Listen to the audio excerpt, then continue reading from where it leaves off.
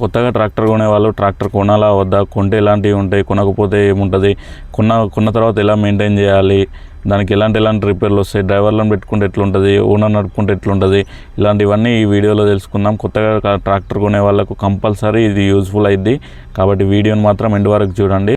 ఒక ట్రాక్టర్ 10 లక్షలు పెట్టి కొన్నామంటే మనకు అయిపోదు. అక్కడ ట్రాక్టర్ తోటి మనం ఏం నడిపేయలేం, ఏం చేయలేం కదా. మనకు ట్రాలీ కొనాలంటే 2 లక్షలు 2,50,000 ఉంది, కల్టివేటర్ కొనాలంటే 30,000 ఉంది, వీల్స్ కొనాలంటే 40,000 ఉంది, రోటవేటర్ కొనాలంటే 1,00,000 చిల్లరే ఉంది, ఫ్లవ్ కొనాలంటే 30,000 ఉంది. ఇవన్నిటికీ 7-8 లక్షలు ఈజీగా అయిపోతాయి. టోటల్గా వచ్చేసి మనకు 18-19 లక్షల దాకా మనకు ఇవన్నీ ఖర్చులే ఉంటాయి పైన. ఇవన్నీ కొన్న తర్వాత మనకు నడిపించకపోతే అది వేస్ట్. మనకు కొని నడిపించాలనే కసి ఉంటే మాత్రమే కొనండి, నడిపించుకోండి. అంతేగాని ఏదో ఊరికే అందరు కొంటున్నారు కదా అనుకుంటే తర్వాత మనకే లాస్. 10 లక్షలు లేని ఏ ట్రాక్టర్ కానీ రావట్లేదు. ఖచ్చితంగా 10 లక్షలు మన చేతిలో ఉండాలి. ఆ చేతిలో ఉన్న తర్వాత ఫీల్డ్ ఉంటుందా లేదా మనకు తెలియదు. ఎక్కువ డ్రైవర్ మీద ఆధారపడి డ్రైవర్ని పెట్టుకుంటాము. ఆ డ్రైవర్ అనేవాడు ఒకరోజు వస్తాడు, ఒకరోజు రాడు, ఒకరోజు డుమ్మా కొడతాడు. మనకు కంపల్సరీ పని వచ్చి ఉంటేనే మనం ట్రాక్టర్ అనేది కొనుక్కోవాలి. డ్రైవర్ల మీద ఆధారపడి మాత్రం ట్రాక్టర్ కొనుక్కోవద్దు. ఫీల్డ్ అనేది మన సైడ్ ఎక్కువ ఉంటే ఏం కాదు. ఫీల్డ్ తక్కువ ఉండి అక్కడే ఇంకా 10-20 ట్రాక్టర్లు ఉన్నప్పుడు మన ట్రాక్టర్ కొన్నా పెద్ద యూజ్ ఉండదు మనకు. కాబట్టి ట్రాక్టర్ కొనేటప్పుడు 1-2 సార్లు ఆలోచించి కొనండి. అసలు మన దగ్గర ఫీల్డ్ ఉందా లేదా, మన దగ్గర మెయింటెనెన్స్ అయిద్దా, డ్రైవర్లు ఉన్నారా అందుబాటులో లేదా అని చెప్పేసి అన్నీ తెలుసుకొని మీరు ట్రాక్టర్ కొనండి. లేదు మా దగ్గర డ్రైవర్లు ఉన్నారు, ఫీల్డ్ కూడా ఉన్నది, అంత బాగానే ఉన్నది, మాకు కూడా డ్రైవింగ్ వచ్చు, మేము కొనుక్కుంటామంటే మాత్రమే కొనుక్కోండి. మీకు డ్రైవింగ్ రాకుండా, డ్రైవర్లు సరిగ్గా అందుబాటులో లేకుండా, ఫీల్డ్ సరిగ్గా లేకుండా 10 లక్షలు పెట్టి ట్రాక్టర్ కొంటే ఇప్పుడు ఏం యూజ్ లేదు. ఇప్పుడంతా మనకు మిగులుబాట్లు కూడా అంత ఏం లేదు. ఇప్పుడు ఒక ఊరు ఉందంటే ఆ ఊరిలో కంపల్సరీ 2-3 ట్రాక్టర్లు ఎట్లా ఉంటున్నాయి. ఆ 2-3 ట్రాక్టర్లు ఉండగా ఇంకో ట్రాక్టర్ నువ్వు తెచ్చుకొని ఏం చేస్తావు? మనకు భూమి ఎంత ఉన్నదో అంతే ఉంటుంది. మన ఊరిలో ఉన్న భూమి అయితే పెరగదు. ఒక్కో ట్రాక్టర్ పెరుగుతున్న కొద్దీ మనము వీల్స్ కానీ కల్టివేటర్ కానీ చేసేది ఫీల్డ్ అనేది ఒక్కొక్క ట్రాక్టర్కు తగ్గిపోతూ ఉంటుంది. సపోజ్ ఒక ట్రాక్టర్ ఇప్పుడు ఒక్కొక్క ట్రాక్టరు 20 ఎకరాలు కొడుతుందనుకో, ఇంకో ట్రాక్టర్ వచ్చిందనుకో అది 15 ఎకరాలే పడిపోతుంది ఒక్కొక్క ట్రాక్టర్కి. అలాగే అయిపోతుంది. మీరు అది కూడా చూసుకొని మీ ఏరియాలో ఎంత ఫీల్డ్ ఉంది, ట్రాక్టర్ నడుస్తుందా లేదా, మన ఫీల్డ్కి అవసరం లేదా అనుకొని చూసుకొని కొనుక్కోండి. ఇంకో చాలామంది ఏం చేస్తున్నారంటే మాకే ఒక 10 ఎకరాలు ఉన్నది, మేమే ట్రాక్టర్ తెచ్చుకుంటాము, వేరే వీళ్ళకి పెట్టే కంటే ఒక 2-3 సంవత్సరాలు నడుపుకుంటే మాకే వెళ్ళిపోతుంది, ట్రాక్టర్ మిగిలిపోతుంది అని చెప్పేసి అనుకొని తెచ్చుకుంటున్నారు. అలాంటి వాళ్ళకైతే నష్టం లేదు, వాళ్ళు తెచ్చుకోవచ్చు. కంపల్సరీ వాళ్ళకు యూజే ఉంటుంది, ఏం కాదు. కానీ ఫైనాన్స్ పెట్టి మీ దగ్గర ఏదో 2-3 లక్షలు ఉన్నప్పుడు 7 లక్షలు ఫైనాన్స్ పెట్టి ఫీల్డ్ లేకున్నా కూడా తెచ్చుకొని డ్రైవర్ల మీద ఆధారపడితే మీరు ఏడ్చే రోజు వస్తుంది ఒకరోజు. కంపల్సరీ ఆ రిపేర్లు పెట్టడానికి కానీ, ఆ డ్రైవర్లు సరిగ్గా ఉండకపోవడానికి కానీ ఇలాంటివి చాలా ఉంటాయి. ట్రాక్టర్ కొన్నాక ఒక 2-3 సంవత్సరాలకు ఖచ్చితంగా అనిపిస్తుంది అదే 10 లక్షలు మన దగ్గర ఉంటే ఇంకే దేనికో ఒకదానికి ఇన్వెస్ట్ చేస్తే అయిపోతుండో, దానికి వడ్డీకి ఇచ్చుకున్నా కూడా దీనికంటే ఎక్కువ పైసలు వస్తున్నాయి, ఇంత టెన్షన్ ఉండదు కదా అనిపిస్తుంది. ఖచ్చితంగా ట్రాక్టర్ కొన్న వాళ్ళకి ఇది అర్థమైద్ది. కావాలంటే మీకు అనిపించిందో లేదో కింద కామెంట్ చేయండి. ఎవరికైనా అనిపిస్తే గిట్ట అది కంపల్సరీ 100% ఒకరికి ఇద్దరికి అయితే అనిపిస్తూ ఉంటుంది 10 మందిలో.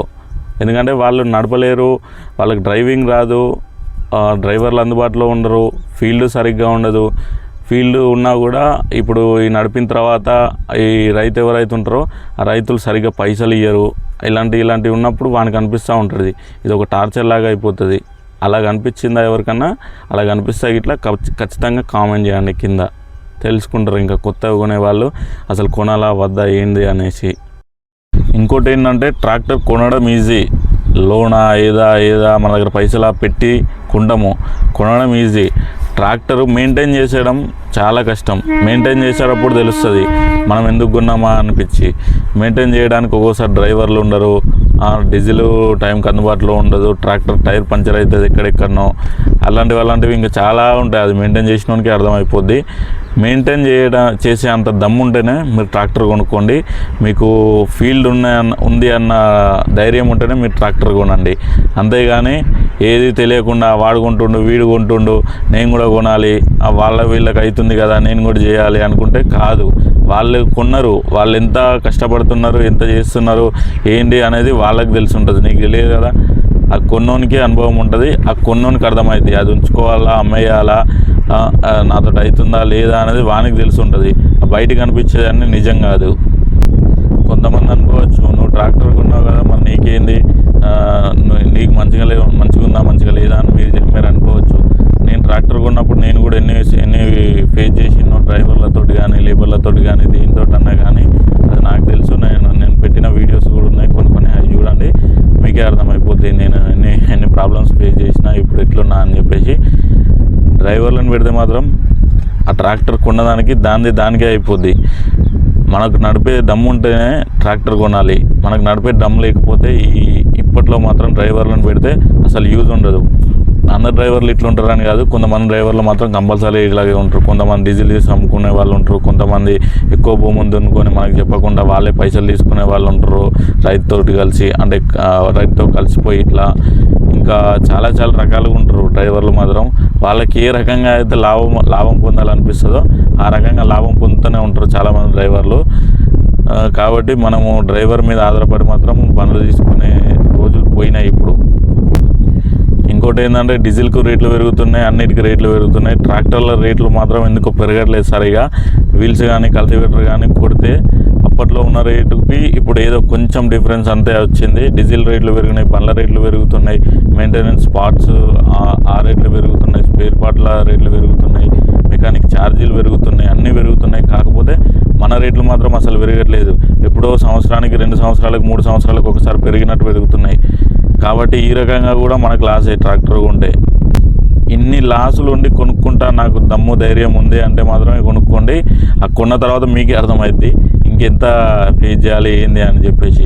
ట్రాక్టర్ కొన్న తర్వాత వీల్స్ నడిపిస్తాం, అన్నీ నడిపిస్తాము, మనమే నడుపుతాం. లేకపోతే ఆ వసూలు చేసేటప్పుడు ఉంటుంది ఇంకోటి, ఆ వసూలు చేసేటప్పుడు ఒకటి ఇస్తాడు పైసలు, ఇంకొకటి ఇయ్యడు. ఆ ఇచ్చినోంది ఏం కాదు, ఇయ్యనోంది వాడు వెంటబడాలి, అంత చేయాలి. ఇంకా వాడు ఏమనుకుంటాడు ఒక్కొక్కడు ఏదో మనమే వానికి పైసలు ఇచ్చేది ఉన్నట్టు వాడు మాట్లాడతాడు. మనం మన ఇంటికి వెళ్ళినా ఏం చేసినా కూడా అలాంటివి కూడా ఫేస్ చేయాల్సినవి చాలా ఉంటాయి. అలా డబ్బులు పోయిన రోజులు కూడా నాకు ఎన్నో ఉన్నాయి. కొంతమంది ఇచ్చిర్రు, కొంతమంది ఇయ్యలేదు, కొంతమంది ముంచిండ్రు. దాన్ని పట్టించుకుంటే ఏం రాదు, ఏం కాదు. ఇంకా మళ్ళీ ఇంకొకసారి వానికి కొట్టద్దాం అనిపిస్తుంది అంతే. వానికి మన ట్రాక్టర్ కాకపోతే ఇంకో ట్రాక్టర్ ఉందని వాళ్ళు అనుకుంటారు. ఇక లాస్ ఫైనల్గా మనం ఎవరైతున్నాం మనమే అవుతున్నాం లాస్ అనేది. కాబట్టి ఇవన్నీ ఆలోచించండి, ఇది కూడా దాంట్లో ఒక పార్ట్.